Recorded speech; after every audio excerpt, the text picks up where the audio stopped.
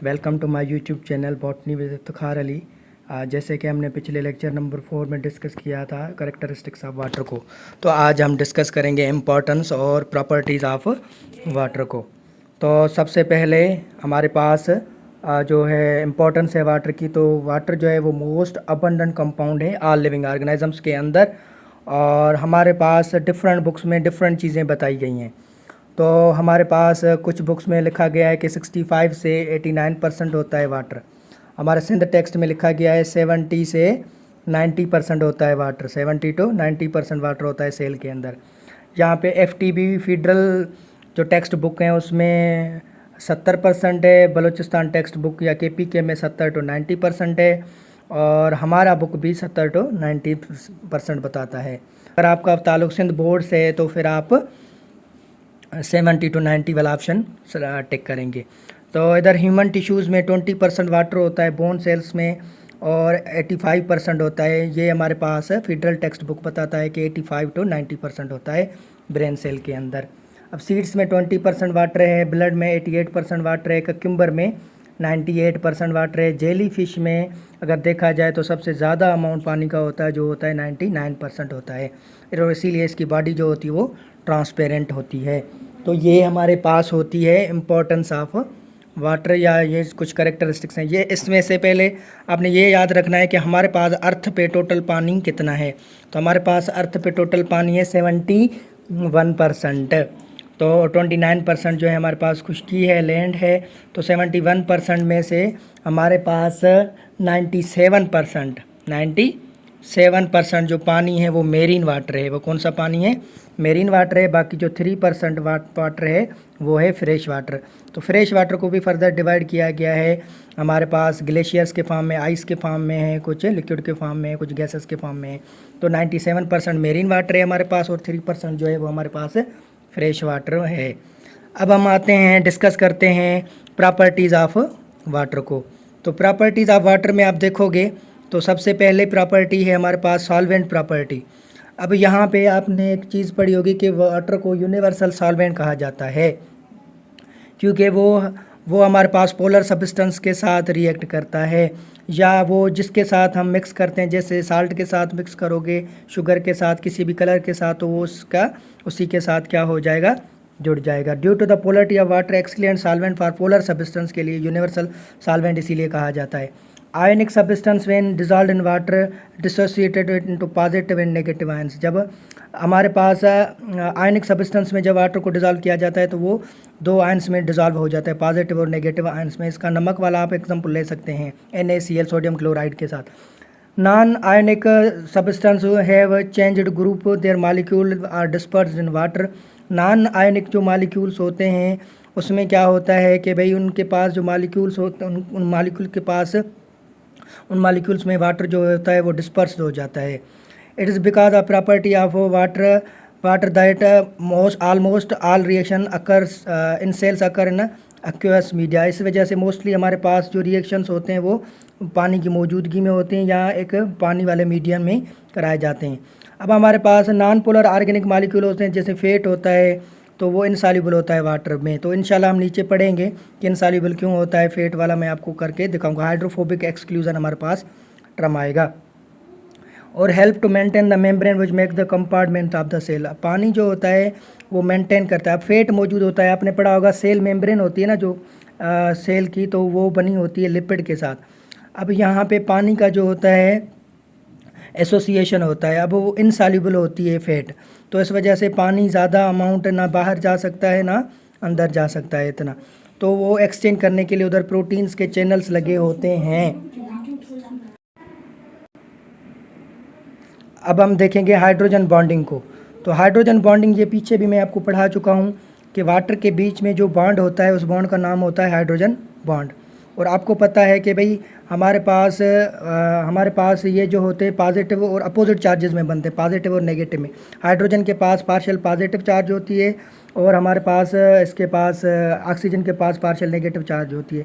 इस वजह से हमारे पास इसके बीच में जो बॉन्ड बनता है वो हाइड्रोजन बॉन्ड बनता है। इसमें मैंने आपको पीछे बताया है कि इसकी जो लेंथ होती है वो 96 एंगस्ट्रॉन यूनिट होती है, और इसकी जो यहाँ पे एंगल बनती है बॉन्ड की तो वो होती है 104 to 105 डेसीमीटर या पिकोमीटर हम कहते हैं। अब उसके बाद हमारे पास पिकोमीटर कहते हैं 104 पिकोमीटर।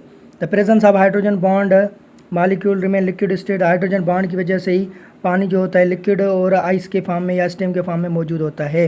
अब यहाँ पे याद रखिए कि पानी जो ये मैं पीछे आपको पढ़ा चुका हूँ -80 डिग्री से सेल्सियस से फ्रीज़ होता है और 100 डिग्री सेंटीग्रेड तो बिल्कुल फ्रीज़ हो जाता है। अब यहाँ पे ये भी ज़हन में रखें कि पानी 4 डिग्री सेंटीग्रेड पे फ्रीज़ होना स्टार्ट हो जाता है। तो इसकी मेल्टिंग और बॉइलिंग पॉइंट, मेल्टिंग नहीं बॉइलिंग पॉइंट और फ्रीजिंग पॉइंट आपने देखी होगी। अब हमारे पास इसकी दूसरी प्रॉपर्टी है कोहेसिव एंड एडिसिव फोर्सेस। अब कोहेसिव इंटरमॉलिक्यूलर अट्रैक्शन होती है सिमिलर मॉलिक्यूल्स के बीच में, और एडिसिव जो होती है वो डिसिमिलर मॉलिक्यूल्स के बीच में होती है।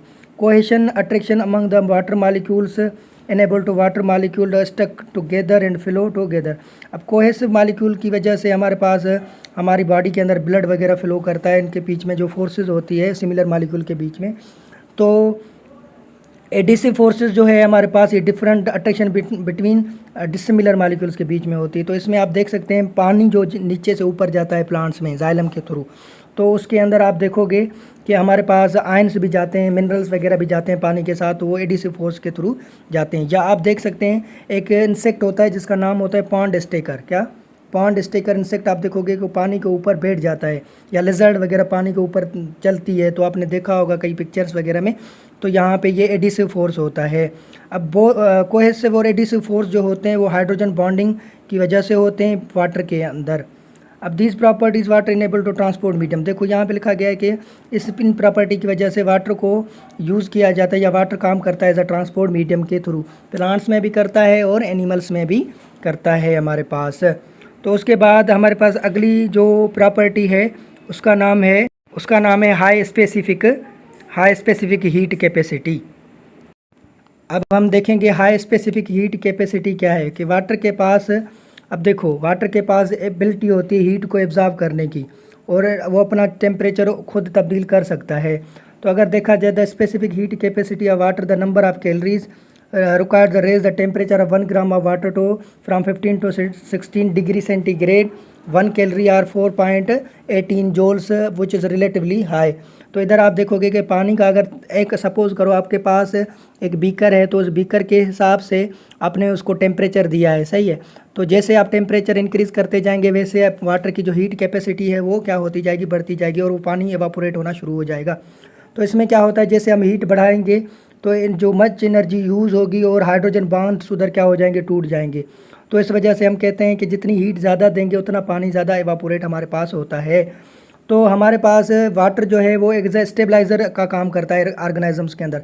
हमारे अंदर देखो कि हमारे पास जो थर्मो रेगुलेशन को कंट्रोल करता है वो कौन करता है, वाटर कंट्रोल करता है। जैसे हमें पसीना आता है तो हमारी हीट लॉस होती है गर्मियों के मौसम में, सर्दियों के मौसम में हम वाटर को क्या करते हैं, लॉस नहीं करते, तो हीट को गेन करते हैं। तो लिविंग ऑर्गेनिज्म के अंदर ये थर्मल चेंजेस में जो है ना, थर्मल चेंजेस के अगेंस्ट काम करता है, और इसको टेम्परेचर स्टेबलाइज़र भी कहा जाता है। इस प्रॉपर्टी की वजह से हॉट, और लिखा हुआ है due to this property hot water cools slowly, तो cool water gets not slowly. तो हमारे पास आप देख सकते हैं कि भाई हमारे पास जो हॉट वाटर होता है वो ठंडा हो जाता है, और ठंडा पानी जो होता है अगर उसको टेम्परेचर ज़्यादा दिया जाए तो वो गर्म हो सकता है, और फिर वो एवापोरेट होना शुरू हो जाएगा। तो उसके बाद हमारे पास हाई हीट ऑफ वेपोराइजेशन है। तो अब इधर आप देखोगे कि हाई हीट ऑफ वेपोराइजेशन में water absorb much heat change liquid to gas form is called due to its high heat of vaporisation. तो आप देखेंगे कि भाई हमारे पास वाटर की जो हमारे पास जैसे हम हीट बढ़ाते जाएंगे तो वाटर जो होगा वो लिक्विड से गैस फॉर्म में बनता जाएगा, तो वेपर्स के फॉर्म में जो है वो कन्वर्ट हो जाएगा। तो उसको हम हाई हीट ऑफ वेपोराइजेशन कहते हैं। अब आप देखोगे कि पर ग्राम के हिसाब से वेपर्स की जो क्वांटिटी होगी वो अमाउंट होगा वो चेंज होगा। The specific heat vaporisation of water 574 kilo calories पर केजी है हमारे पास। तो ये पॉइंट अपने जहन में रखिएगा। अब the property of an important regulation of heat produce by oxidation, oxidation के थ्रू जो है वाटर जो है वो हीट प्रोड्यूस करता है या रेगुलेट करता है हीट को। तो इट प्रोवाइड कूलिंग इफेक्ट, ये कूलिंग इफेक्ट देता है प्लांट्स को ट्रांसपायरेशन में। अब देखो हमारे पास प्लांट्स के अंदर ट्रांसपायरेशन होती है, जब टेम्परेचर बढ़ता है तो प्लांट्स पानी को क्या करते हैं, रिमूव करते हैं। और कौन से प्रोसेस के थ्रू करते हैं, ट्रांसपायरेशन। अब ट्रांसपायरेशन कहाँ से होती है, लीफ से भी होती है, स्टोमेटा से थ्रू, और लेंटिसेल से, लेंटिकुलर से ट्रांसपायरेशन भी होती है, और हमारे पास क्यूटिकुलर ट्रांसपायरेशन भी होती है। लेंटिकुलर स्टेम से होती है, क्यूटिकुलर जो होती है वो लीफ से होती है, और स्टोमेटल भी लीफ से होती है जब पानी ज़्यादा हो जाए। अगर हमारे पास पानी पॉन्ड वगैरह से बाहर निकले या जाए एवापोरे, उसको हम कहेंगे एवापोरेशन, उसको कहेंगे ट्रांसपायरेशन। तो ये चीज़ अपने जहन में रखिएगा। The high this is the heat of vaporisation water gives animals efficient two way the release access body heat in hot environment. आप देखते हैं कि गर्मियों के मौसम में हमारे पास जब गर्मी ज़्यादा बढ़ जाती है तो हमारे पास जो वाटर होता है वो वेपर्स के फॉर्म में एवापोरेट हो सकता है। या आप सर्दियों के मौसम में आप देखते हैं जब हम सांस लेते हैं तो सांस लेने के वक्त भी हमारे पास ये जो मुंह माउथ से जो एक धुएं के फॉर्म में, वेपर्स के फॉर्म में जो पानी क्या होता है, एवापोरेट होता है, वो हमारे टेम्परेचर को मेंटेन करता है। Evaporation of only 2 millilitre out of 1 litre lowers the temperature the remaining 98% millilitre by 1 degree centigrade. हमारे पास जो एवापोरेशन होती है वो हमारे पास 100 में से 2 मिलीलीटर होती है 1 लीटर में से। तो जितना टेम्परेचर कम होता जाएगा। अब हमारे पास तीसरा इसकी जो और प्रॉपर्टी है उसको हम कहेंगे हाइड्रोफोबिक एक्सक्लूजन। अब सबसे पहले आपको हाइड्रोफोबिक टर्म का वर्ड आना चाहिए। एक होता है हाइड्रोफिलिक, तो हाइड्रोफिलिक होता है water loving region, water loving region होती है। और दूसरा होता है हाइड्रोफोबिक, तो ये वाटर फियरिंग या वाटर हेटिंग रीजन होती है। अब मैंने पीछे भी आपको बताया कि हमारे पास हाइड्रोफोबिक एक्सक्लूजन होता है जब सपोज़ करो आपके पास एक बीकर है, आपके पास एक बीकर है, इधर आप देख सकते हो कि इस बीकर में अगर पानी मौजूद है तो पानी में आपके पास पानी मौजूद है, उस पानी में आप नॉन पोलर सब्सटेंस मतलब कि कोई लिपिड या फेट वगैरह डाल रहे हो तो सबसे पहले वो पानी के अंदर जाके धमाका करेगा। उनके जो वाटर के जो बांड होंगे वो सारे के सारे इधर इधर हो जाएंगे, टूट जाएंगे, तो लिपिड जाके उनको तोड़ देगा। फिर वाटर क्या करेगा, उसको क्या कर देगा, उसको ऊपर कर देगा, उनको एक्सक्लूड कर देगा और अपने बॉन्ड फिर से बना देगा। तो इसीलिए हम कहते हैं पानी से जो है ना वो नफरत करता है। आप देख सकते हैं हाइड्रोफोबिक, देखो hydrophobic exclusion define the reduction of contact area between water, the hydrophobic substance which is placed in a water, the hydrophobic exclusion play key role in the maintaining the integrity of cell membrane. तो integrity of cell membrane में help करता है, fluidity of cell membrane में help करता है, जो हमारे पास lipid होता है अगर सेल के अंदर बात की जाए। मगर यहाँ पे आप देखोगे कि भाई आयल के पानी के अंदर अगर आयल डालोगे तो उसकी अलग एक ऊपर से सरफेस बन जाती है। अब हमारे पास उसके बाद है टॉपिक है ionisation of water. Ionisation of water में आप देखोगे कि भाई dissociation of molecule into ions is called ionisation. जब वाटर मॉलिक्यूल्स को आप आयंस के फॉर्म में कन्वर्ट करोगे तो उसको आप कहोगे आयोनाइजेशन। अब वाटर जो है वो एम्फोटेरिक इन नेचर होता है। अब इसकी जो पीएच है वो होती है 7, इसकी पीएच कितनी है 7, न्यूट्रल सबस्टेंट है। वो एज एसिड और बेस के तौर पे क्या करता है, काम करता है। इसके पास equal number of positive hydrogen and negative hydroxyl ions मौजूद होते हैं, और इस रिएक्शन में रिवर्सिबल इक्विलिब्रियम को मेंटेन करने में भी हेल्प करता है, रिवर्सिबल हो सकता है ये हमारे पास। अब उसके बाद हमारे पास अगर देखा जाए the reaction is equilibrium is maintain. अब इधर देख सकते हो, इधर आप देख सकते हैं कि इसके पास 15 डिग्री सेंटीग्रेड पे हाइड्रोजन आयंस और हाइड्रोक्साइल आयंस प्योर वाटर के मौजूद होते हैं। वो मोस्टली 10-7 मोल पर लीटर मौजूद हैं। The hydrogen ions and hydroxyl ions effect the take many chemical, the hydrogen ions and OH ions effect take part in many chemical reaction occur in cells।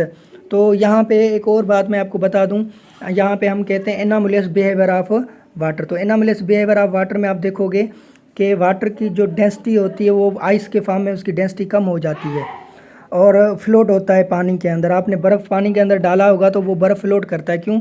क्योंकि जब बर्फ़ के फॉर्म में, जब ये ज़हन में चीज़ रखिएगा, this is because the ice is less dense then the water. और जो हमारे पास सॉलिड फॉर्म में होता है पानी जब, तो उसकी डेंसिटी कम हो जाती है, जब लिक्विड में होता है तो ज़्यादा होती है। क्योंकि हमारे पास ये सारा का सारा जो चक्कर होता है वो बॉन्डिंग का होता है। तो ये चीज़ जहन में रखिएगा। ये हमारे पास एक स्ट्रक्चर दी गई है मैं आपको सिंपल समझाऊं कि हमारे पास जब बर्फ़ के फॉर्म में पानी होता है तो उसके बीच में जो हाइड्रोजन बॉन्डिंग होते हैं वो स्टेबल हो जाते हैं, उनकी मूवमेंट वगैरह नहीं होती, पानी की मूवमेंट वगैरह नहीं होती, तो इस वजह से उसकी डेंसिटी क्या हो जाती है, लो हो जाती है। जब पानी लिक्विड के फॉर्म में होता है तो उसकी डेंसिटी ज़्यादा होती है, क्योंकि वहाँ पे हाइड्रोजन बॉन्डिंग की मूवमेंट होती है, वो अनस्टेबल कंडीशन में मौजूद होते हैं, तो इस वजह से जो है पानी की डेंसिटी ज़्यादा है और आइस की डेंसिटी क्या है, कम है। तो अगर प्रोटेक्शन की बात की जाए तो प्रोटेक्शन में भी वाटर बहुत ज़्यादा हेल्प करता है। तो आप देख सकते हैं प्रोटेक्शन में एज अ लुब्रिकेंट के तौर पे काम करता है हमारे पास। Protection damage resulting the friction से बचाता है। For example T S the protect surface eye rubbing eyelids, हमारे पास आई लीड्स जो होते हैं उनको बचाता है रबिंग से। वाटर जो है वो fluid question around the help to protect the from trauma वगैरह से ये बचा सकता है। प्लूरल फ्लूइड, ये हमारे पास लंग्स के अंदर प्लूरल फ्लूइड होता है, उनके पास होता है पेरिकार्डियल फ्लूइड होता है, हार्ट के पास CSF फ्लूइड होता है, ब्रेन के पास, और ब्लड के अंदर प्लाज्मा फ्लूइड है। तो वाटर का जो है बहुत बड़ा रोल है प्लांट्स के अंदर भी और एनिमल्स के अंदर भी। तो ये हमारे पास प्रॉपर्टीज़ ऑफ वाटर थी, और अब हम मिलेंगे अगले लेक्चर में। तब तक अल्लाह हाफिज़। हमारे चैनल को लाइक और सब्सक्राइब करें।